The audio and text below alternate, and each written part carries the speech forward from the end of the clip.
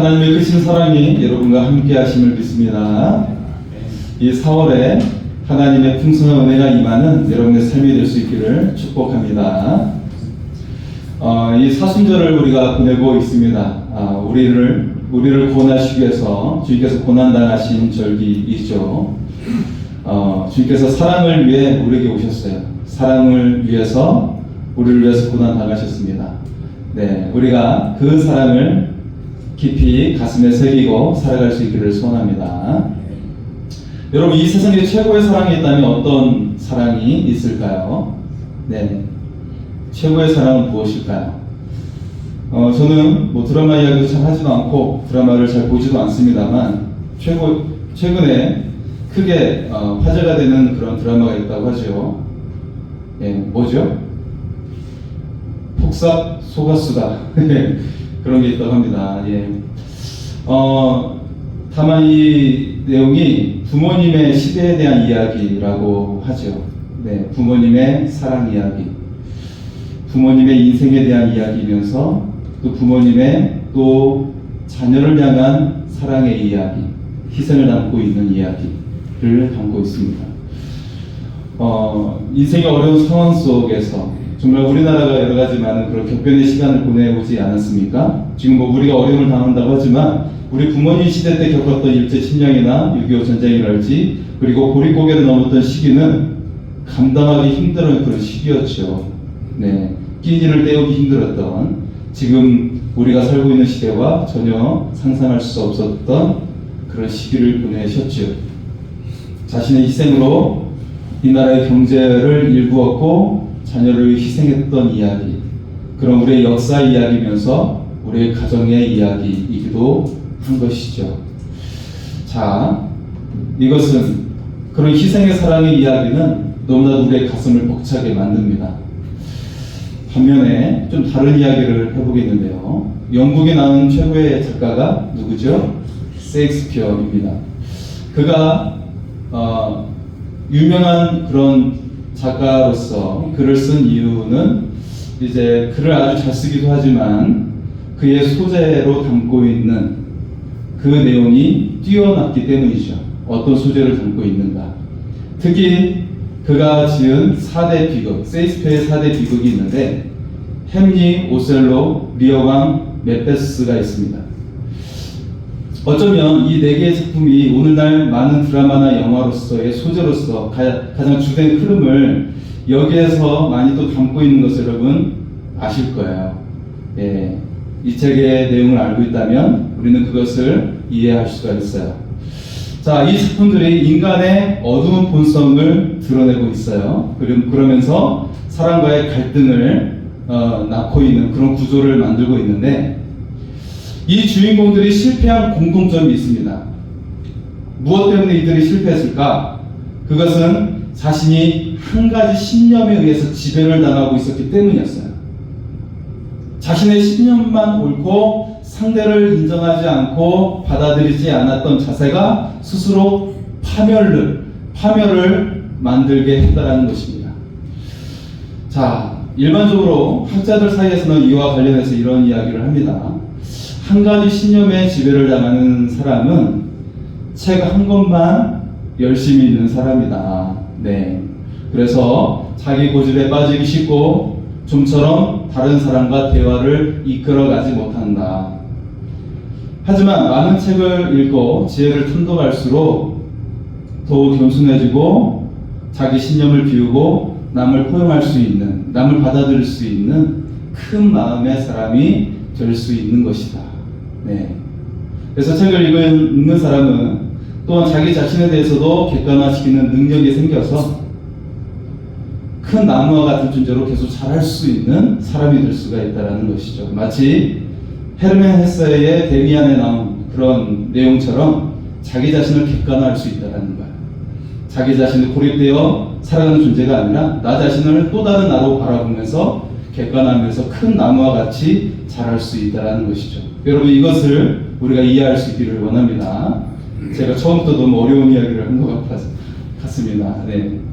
자, 그렇다면 우리는 어느 쪽에 있는 사람인가? 여러분 어느 쪽에 있는 사람입니까?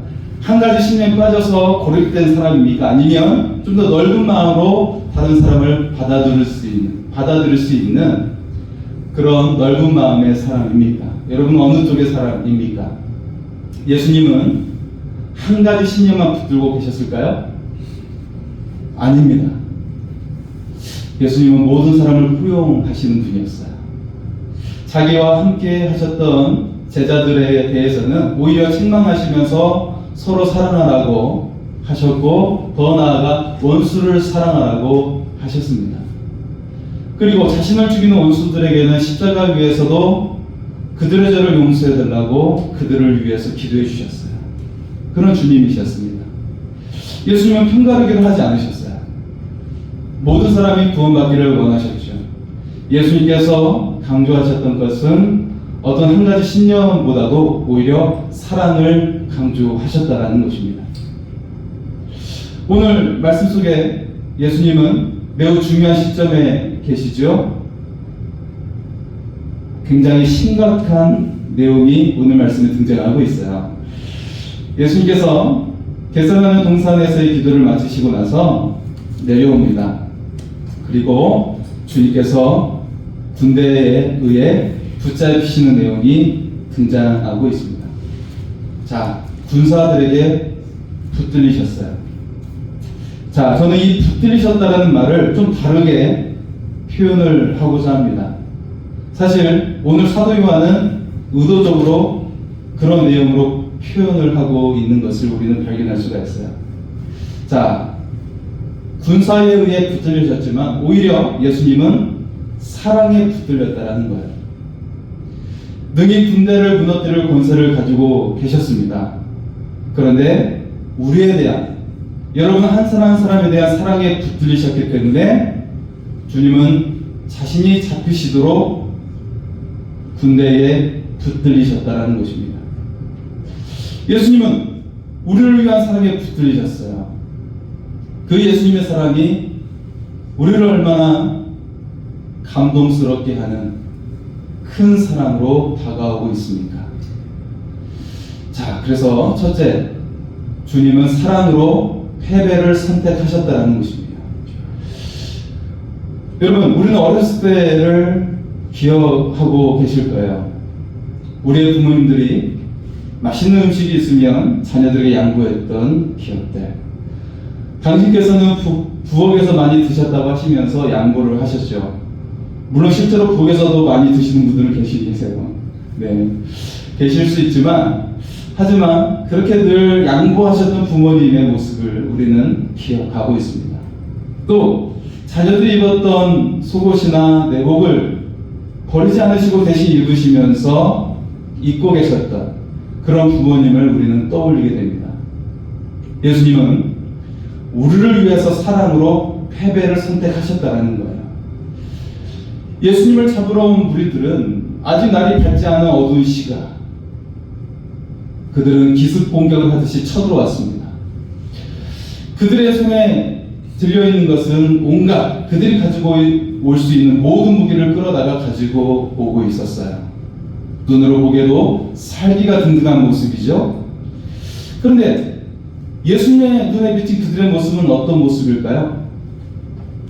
자, 복음서 저자인 사도 요한은 매우 특별하게 기록을 하고 있습니다.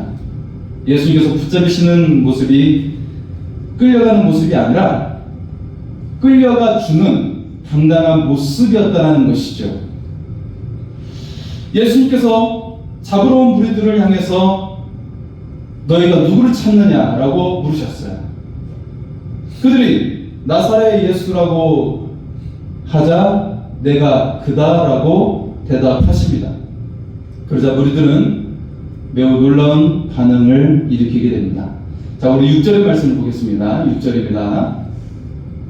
예수께서 그들에게 내가 그니라 하실 때에 그들이 물러가서 땅에 엎드러지는지라. 아멘. 자, 지금 악의 세력들은 예수님께서 패배했다고 생각을 했어요. 그런데 예수님의 권위는 조금도 약해지지 않았다는 것입니다. 주님의 이 짧은 대답에 군인들은 압도당하게 되고 그들이 엎드러지게 됩니다. 자, 여러분, 만약 여러분이 순교의 상황을 당한다면 여러분은 어떻게 반응하시겠습니까? 여수에 손영환 목사님 기념관에 갔던 이야기를 제가 들은 적이 있었죠. 여러분 언제 기회가 되면 같이 갔으면 좋겠습니다. 공산당이 쳐들어왔을 때 손영환 목사님께서 섬겼던 그 교회 교인들도 모두 다 피신을 가게 됐어요. 황급하게 도망을 가게 되었는데 손영환 목사님도 피신을 하시려다가 혼자 남는 것을 선택하십니다. 공산당이 교회에 쳐들어왔는데 혼자 남은 손영환 목사님을 보고 놀라게 되죠. 목사님은 공산당을 향해 크게 소리를 쳤어요. 당신들도 예수님을 믿으시오. 그러면 구원을 받을 것이오. 목사님의 당당한 모습에 공산당은 당황했습니다. 그러나 이내 목사님을 끌고 가서 목사님은 순교를 당하시게 되었습니다. 여러분, 지금 우리가 신앙생활할 수 있는 이유가 당연한 것이 아닙니다. 결코 당연한 것이 아니라는 거예요. 손영환 목사님처럼, 주기철 목사님처럼, 김익두 목사님처럼 순교당하신 신앙의 선배들이 있었기 때문에 우리가 이처럼 편안하게 신앙생활을 할 수 있게 되는 것입니다. 그리고 이 나라가 일제 침략이나 6.25의 그 황폐함 속에서 다시 일어설 수 있었던 것도 이런 피 흘림의 신앙의 선배의 순교가 있었기 때문에 우리가 이 나라도 굳건히 서게 된 줄 믿습니다. 예수님과 순교자들이 왜 붙잡히는 자리, 패배의 자리를 선택하신 것입니까? 그것은 사랑 때문이었습니다. 예수님은 우리를 사랑하셨기 때문에 패배를 선택하셨습니다. 그것이 이미 이사야서에 기록된 것처럼 우리를 대신하여 패배의 자리에 서신 것이었습니다. 우리 이사야 53장 4절과 5절 말씀을 보겠습니다. 그는 실로 우리의 질고를 지고 우리의 슬픔을 당하였거늘 우리는 생각하기를 그는 징벌을 받아 하나님께 맞으며 고난을 당한다 하였노라. 그가 찔림은 우리의 허물 때문이요 그가 상함은 우리의 죄악 때문이라. 그가 징계를 받음으로 우리는 평화를 누리고 그가 채찍에 맞음으로 우리는 나음을 받았도다. 아멘. 우리에게 있는 죄와 죽음과 그리고 그로 인한 패배 속에서 승리를 주시기 위해서 예수님께서 대신 당하신 것이었습니다. 주님을 믿는 모든 자들에게 죄와 저주에서 승리를 주시기 위해서 대신 당하신 패배였습니다. 우리를 향한 사랑에 붙들려서 예수님이 대신 고난을 짊어지신 것입니다. 그리고 우리에게는 나음을 입게 하신 것입니다. 우리에게는 평화를 허락해 주신 것입니다. 그 예수님을 우리가 더욱 사랑할 수 있기를 소원합니다. 두 번째는 사랑으로 자기 생명을 내려놓으셨다는 것입니다. 여러분, 전국 임실에 유명한 것이 있어요. 무엇이 유명할까요? 치즈. 치즈가 유명하고요. 또 한 가지가 유명합니다. 바로 주인을 구한 개의 이야기입니다. 여러분 잘 모르시니까 유명하지 않은 이야기일 수도 있겠습니다. 한번 사진을 볼까요? 자, 정확한 위치는 임실군 오수면의 이야기이죠. 오수라는 이 이름이 중요합니다. 노인이 혼자서 개를 자식 삼아 기르고 있었어요. 그런데 하루는 노인이 술에 취해 들판에 잠을 자고 있었는데 그만 자연 발생한 불이 일어나서 이 두 불이 막 타고 있었습니다. 개는 노인을 깨우려고 했지만 일어나지 못하는 거예요. 그래서 결국 개는 게으름에 자신의 털을 적셔서 그 주변을 뒹굴면서 그 불꽃을 막 열심히 끄게 되죠. 한참 후에 노인이 깨어났어요. 노인이 본 것은 주변에 타버린 풀들과 그리고 검게 걸려 죽은 자신의 개였습니다. 노인은 자신을 위해 희생한 개를 기리면서 잘 묻어주고 거기에 비석을 대신해서 자기의 지팡이를 꽂게 되죠. 네, 그 지팡이가 뿌리를 내리며 느티나무가 되었습니다. 그래서 한자로 개오 그리고 나무수를 써서 이 지역의 이름이 오수가 된 거예요. 임실군 오수면. 자, 실제로 이 이야기는 1230년도 고려시대 문인 최자가 쓴 보은집에 실린 이야기입니다. 저는 이 임실에 이게 동상인데 보은의 개라고 이렇게 써져 있어요. 여기를 자주 보았어요. 왜냐하면 남원에서 사역을 할 때 어떤 전주나 서울로 가려면 늘 지나가는 길이었습니다. 그래서 보은의 개 얼마나 이 사람이 많은 개일까 그렇게 생각을 했어요. 네, 여러분, 자신을 희생하며 타인을 살리는 일은 결코 쉬운 일이 아니죠. 지난 경남에서 일어난 산불로 인해서 소방대원이 몇 사람이 죽었어요. 마치 한 사람의 생명도 잃지 않겠다는 각오로 불을 끄다가 희생을 당하신 것입니다. 하나님의 위로가 희생하신 분들과 그리고 그 지역에 피해를 입으신 분들께 임하기를 소원합니다. 예수님은 우리를 사랑하셨어요. 우리를 향한 사랑을 선택하신 것입니다. 그리고 자기의 생명을 내려놓으신 것입니다. 주님은 주님의 사랑을 한 사람도 잃지 않겠다고 말씀하고 계십니다. 우리 8절과 9절의 말씀을 볼까요? 같이 읽겠습니다. 예수께서 대답하시되 너에게 내가 금이라 하였으니 나를 찾거든 이 사람들이 가는 것은 용납하라 하시니 이는 아버지께서 내게 주신 자 중에서 하나도 잃지 아니하였사옵나이다 하신 말씀을 응하게 하려 함이러라. 아멘. 할렐루야. 주님은 우리 한 사람 한 사람을 결코 포기하지 않으신다는 거예요. 한 사람도 잃어버리지 않겠다고 하신 것입니다. 한 사람의 영혼도 포기하지 않으시겠다라고 말씀하시는 거예요. 근데 우리는 가끔 우리 가족 중에 한두 사람은 포기할까 생각할 때도 있을 것이고 내 친구 중에 한두 명은 포기할까라고 생각한 적은 없나 우리 자신을 돌아보게 됩니다. 근데 주님은 결코 한 사람도 잃지 않겠다라는 것이에요. 한 명도 잃어버리지 않겠다라는 것입니다.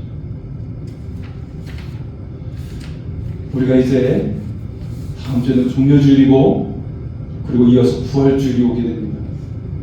우리가 2주 남은 부활주일에는 우리의 사랑하는 사람들과 함께 부활의 예배를 드릴 수 있기를 소원합니다. 주님은 우리 가운데 한 사람도 포기하지 않으셨기 때문에 적들에게 붙잡히시는 자리에 당당하게 가신 것이었습니다. 왜냐하면 우리를 구원하시는 희생의 자리였기 때문에 우리를 포기하지 않으셨기 때문에 그 자리를 걸어가셨습니다. 사도 요한의 제자인 폴리갑을 여러분 알고 계시죠? 오늘 서신서의 복음서의 저자인 요한의 제자입니다. 그는 서바나 교회의 감독이었죠. 그림을 볼까요? 그가 교회를 지키다가 화형에 처해져 끔찍한 순교를 당하시게 되는데요. 그가 재판석에서 총독에게 했던 말이 있습니다. 나는 86년 동안 그분을 섬기며 살았으나 그분은 한 번도 나에게 해를 끼친 적이 없어. 그런데 내가 어떻게 나를 구원하신 나의 왕을 못 오갈 수 있겠습니까? 차라리 내 목숨을 내놓겠습니다. 폴리갑은 로마 총독과 그 추종자들에 의해서 핍박을 당하게 됩니다. 그는 화형의 순간에도 오히려 예수 그리스도의 생명과 부활을 외쳤습니다. 그것은 자신을 끝까지 사랑하시는 예수님의 사랑 때문이었습니다. 우리 모든 삶이 예수의 사랑으로 가득 채울 수 있기를 소원합니다. 우리의 삶의 모든 순간순간을 예수의 사랑으로 가득 채울 수 있기를 소원합니다. 우리의 삶에 있어서 모든 선택의 순간에도 예수의 사랑으로 가득 채울 수 있기를 소원합니다. 마지막 세 번째는 사랑으로 자기 권세를 내려놓으셨다는 것입니다. 여러분 한번 잘 들어보십시오. 황태자의 신분이에요. 헐칠한 키와 외모를 가지고 있어요. 그리고 세련된 패션과 언행을 하는 사람이에요. 그는 폭발적인 인기의 주인공입니다. 자, 이는 누구나 부러워하는 사람이겠죠, 여러분. 예. 자, 왕의 계승자였지만 한 파티에서 만난 여자로 인해 특별한 그런 선택을 했던 사람이 있습니다. 한 여자를 사랑하였고 왕실이 그녀를 반대하자 왕의 직위를 내려놓았던 사람입니다. 그는 영국의 에드워드 8세입니다. 네, 잘생겼죠? 네. 자, 에드워드 8세는 그는 왕이었지만 대국민 선언을 통해서 왕의 지위를 상임합니다. 그리고 사랑하는 여인 심슨과 행복한 삶을 위해서 영국을 떠나고 프랑스에서 가정을 꾸리게 됩니다. 후에 심슨 부인은 회고록에서 다음과 같이 그에 대한 기억을 남기게 되죠. 나는 슬픔이 있을 때마다 에드워드의 희생과 사랑을 생각했습니다. 나는 잠시라도 슬픔을 가질 자격이 없다고 생각했습니다. 이 세상에 어떤 여자가 왕관보다 나를 더 사랑했고 영국 왕국의 영광보다 나를 더 귀중히 여겨주고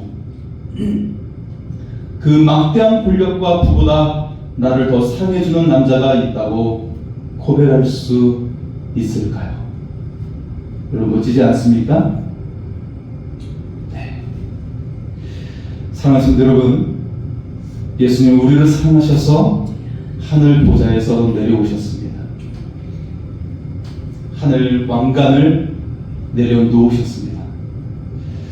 그것은 우리를 저주받은 삶에서 구원하여 새 생명의 삶을 주시기 위해서였습니다. 우리가 죄와 사탄의 노예에서 벗어나서 하나님의 왕같은 자녀로 살도록 하기 위해서였습니다. 주님은 보좌에서 내려와 고초를 당하셨어요. 채찍에 맞으셨어요. 침뱉음을 당하시고 뺨을 맞으셨습니다. 십자가를 지시고 힘겨운 골고다 언덕길을 오르셨습니다. 십자가에 달려 고난 당하셨습니다.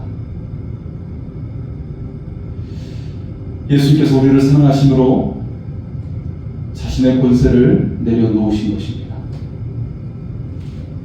자신은 권세를 내려놓으셨지만 주님을 믿는 우리에게는 왕 대신 하나님의 자녀로 변화시켜 주셨습니다. 자, 우리 이 말씀을 한번 볼까요? 고린도후서 8장 9절입니다. 우리 함께 읽겠습니다.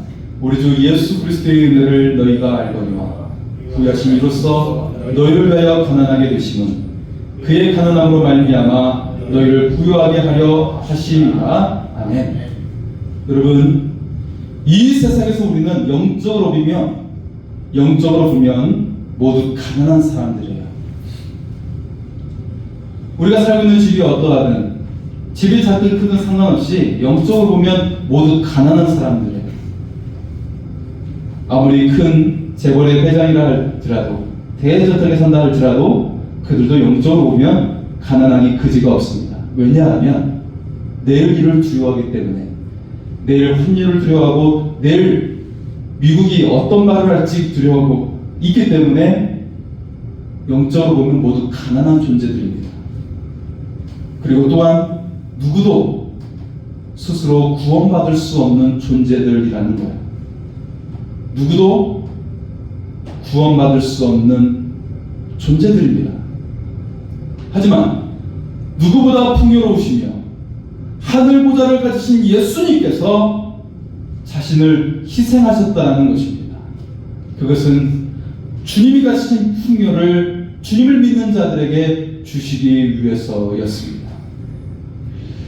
우리는 부유함은 물론 자기 영혼을 구원할 수 없는 존재들이에요.